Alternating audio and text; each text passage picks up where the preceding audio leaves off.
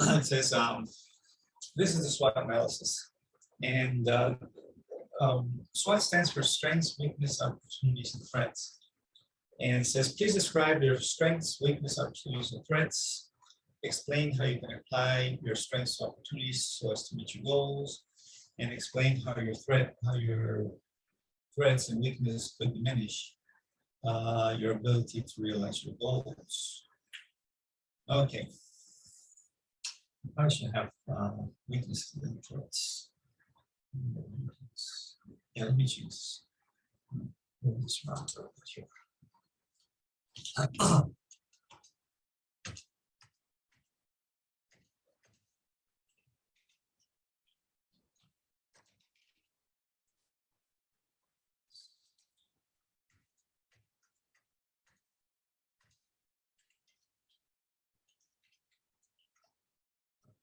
So, since we did some changes there.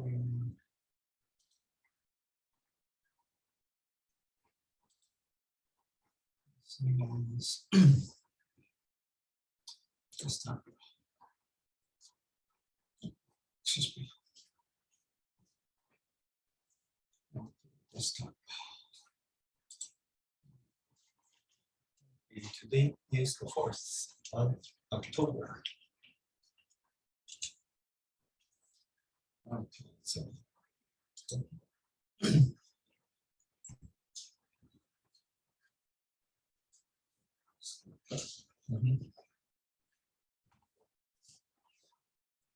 Okay, so this is a very important slide, folks, because it should help you develop a strategy for becoming successful. Okay, and in this matrix, what I'd like you to do is right here in this little box, right, or cell, write your strengths, and here write your weaknesses, and then what opportunities are out there in this the next cell. What opportunities are out there that you can combine with your strengths to make money? And what are the threats to your strengths, right? And in this box below, right, what opportunities are out there that you could apply your weaknesses to and make money, right? And what threats are out there that could combine with your weaknesses and destroy your ability to make money or your career or your life, okay? Right, so like that.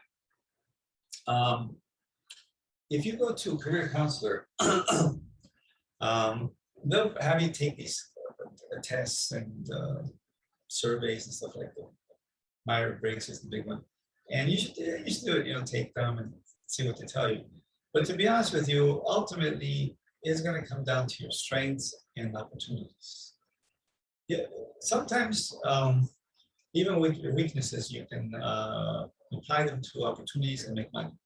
Okay, but mostly your strengths. Mostly your strengths. The example that I can offer you in terms of how you can make money with weakness is that we have quite a few students from Brazil at our college, and they don't speak Spanish, but they speak Portuguese, which is very similar to Spanish.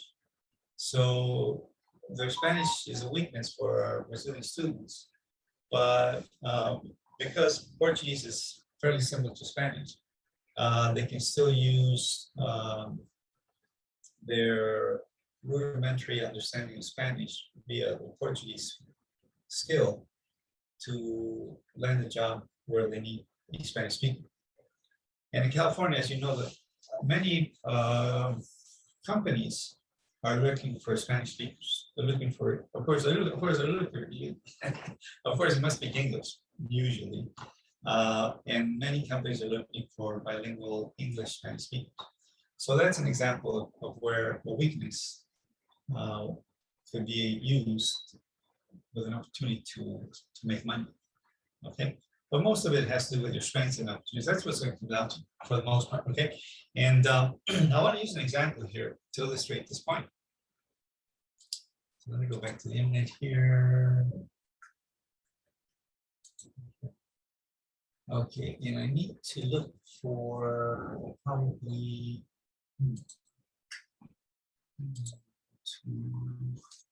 Yeah. I like Yahoo Images.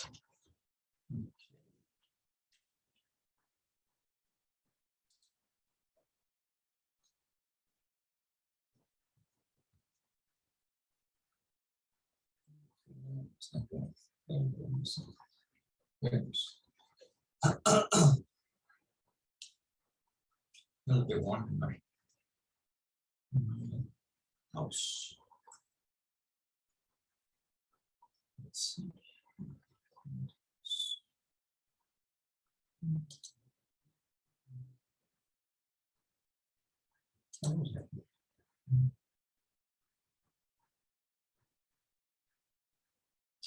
Let me pause my video for a little bit because I need to open the window.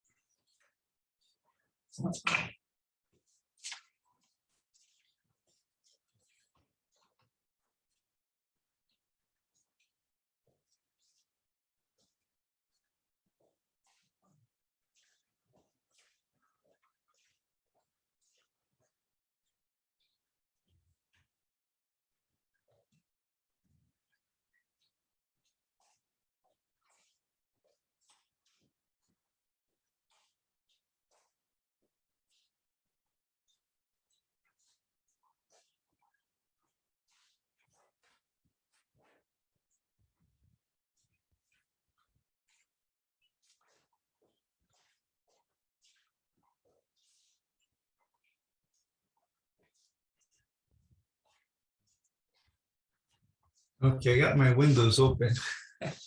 It takes me a little bit longer than normal because as I mentioned earlier, I broke my ankle and I have to wear a boot and I have to hobble around the house. Okay, so let's see. Where to go? Okay, so I'm going to look for a gentleman by the name of Michael Jordan. What I'm trying to do here is I'm trying to illustrate the point that when it comes to your career and your income earning ability, it's probably going to come down to your strengths and applying your strengths to opportunities in the marketplace. Okay, that's probably what it's going to come down to, despite what the career counselors might tell you. Okay, listen to them too. Why not?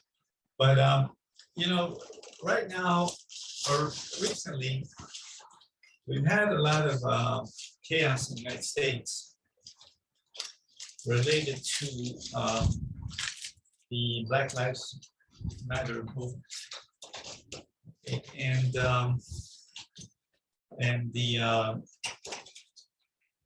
the death of a middle-aged African American gentleman who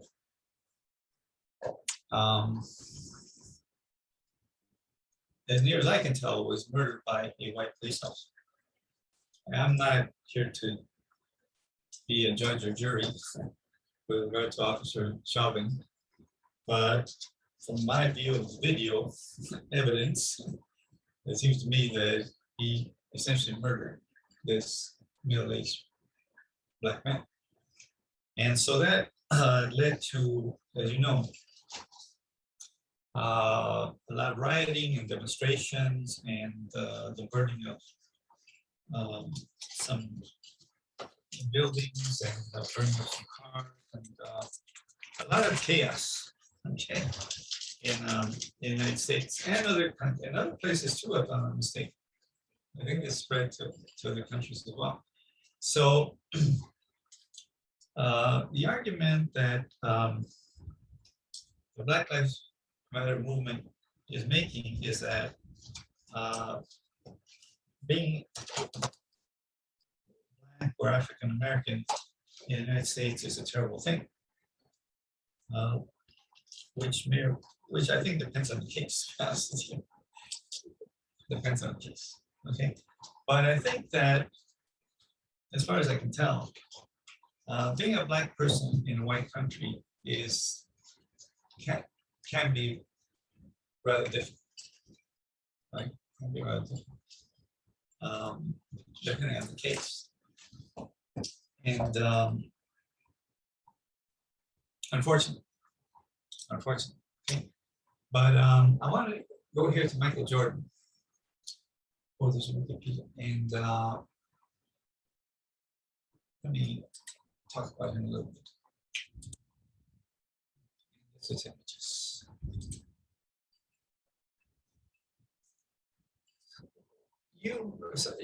Some of the younger people might not know who Michael Jordan is. Okay, this is Michael Jordan. He to say that he's a basketball player would be an understatement. Okay, he is, I think, without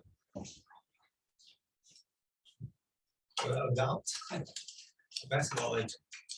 He's a basketball legend. Okay, legendary basketball player.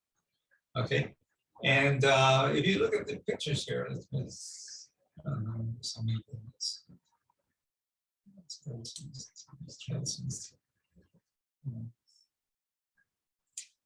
If I'm not mistaken, he's pretty black. Okay, he's not like brown. Like it's like Barack Obama. He's not black. He's brown. Okay, he might be part African. His father was African. Barack Obama's father was African, but he's not black. He's brown. Okay, but if you look at Michael Jordan, okay, he's black. He's black. Okay, so let's go to Wikipedia and find out a little bit more. There it is. Okay. Michael Jordan today is one of the richest men in the United States and the world. His current net worth, I believe, is at around $1.6 billion. I'm not sure.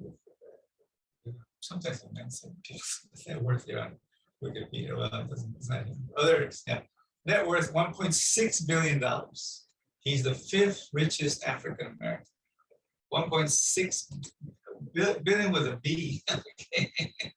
Okay.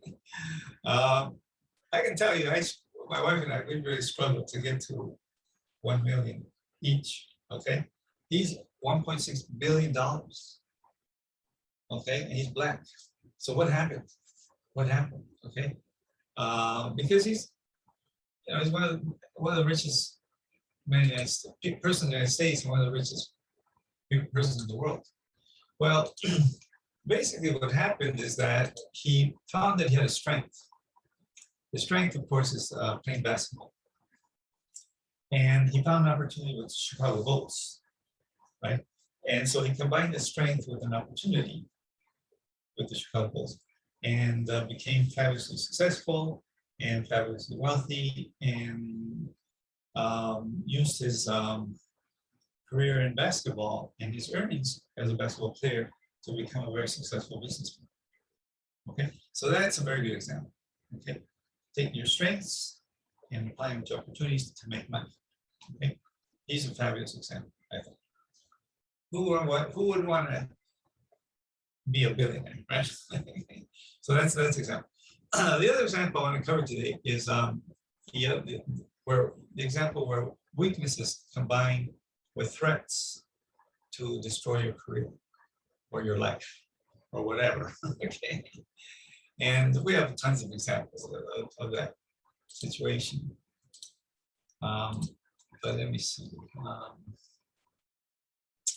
I don't know. There's so many examples, because we could go like Bill Cosby and Harvey Weinstein, Jeffrey Epstein, and Michael Jackson. There's so many examples.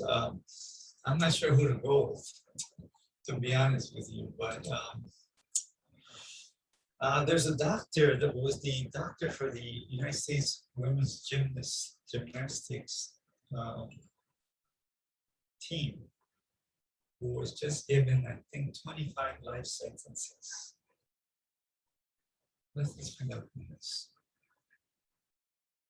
Might be able to see that. U.S. gymnastics doctor.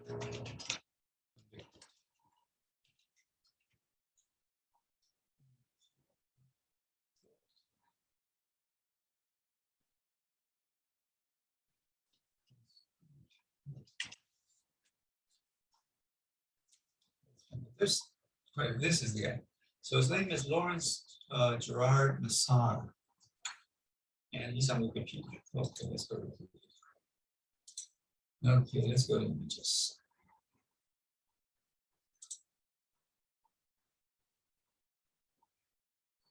Okay, well, he doesn't look too happy here, as you can see. If they dress you in orange, that's not good in this country. Okay, and let's see, this is probably first. Okay, so this gentleman, okay, born in 1963, an American convicted sex offender. And he was accused, he was sentenced to 60 years in federal prison, pleading to child pornography and technical evidence. And it was sentenced to an additional 175 years on 7 counts of sexual assault of minors. Okay, and then he got another 120, and then oh my God. And then he got another 125 years to 3 additional counts of sexual assault. Okay. So I don't know. I mean, if you add the numbers, it's like 175 plus 125 is 300 years plus 60 is 360. He's facing 360 years in prison. I don't know if they're consecutive or simultaneous, okay, but it's 300 years. So what happened, right? Keep in mind, you know, the average doctor in California is making $20,000 a year. A specialist, right, which he might be, he probably is making more than that. So how do you go from that to 300 years in prison? Boy, a chance.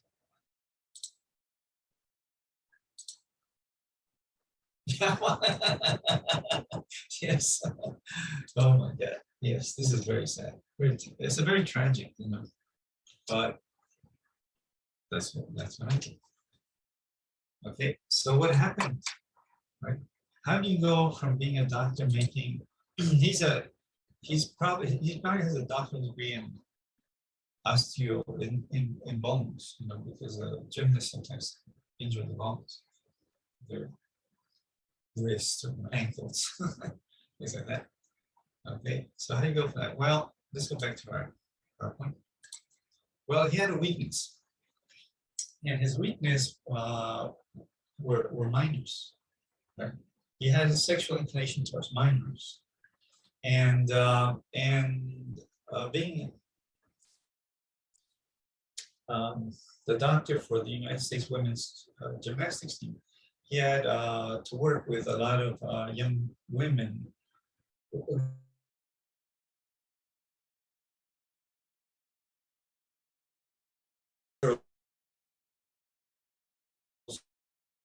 underage and underage girls, and this sent him to prison for 300 years.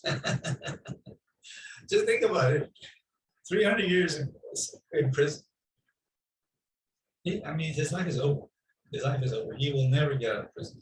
Sometimes they'll reduce your prison sentence in half for good conduct. Like if you behave and don't cause trouble, don't get in trouble, sometimes they'll reduce your sentence in half. So he'll go from 300 years to 150 years. It's over, you know. So what I'm asking you here is figure out what are your weaknesses, you know. It could be they could be sexual, It could be drinking, it could be smoking cigarettes, it could be gambling, whatever. Identify your weaknesses and identify the threats, the opportunities, like the example we gave with the Brazilian students who speak Portuguese and use Portuguese to apply for a job that is requiring a Spanish speaker.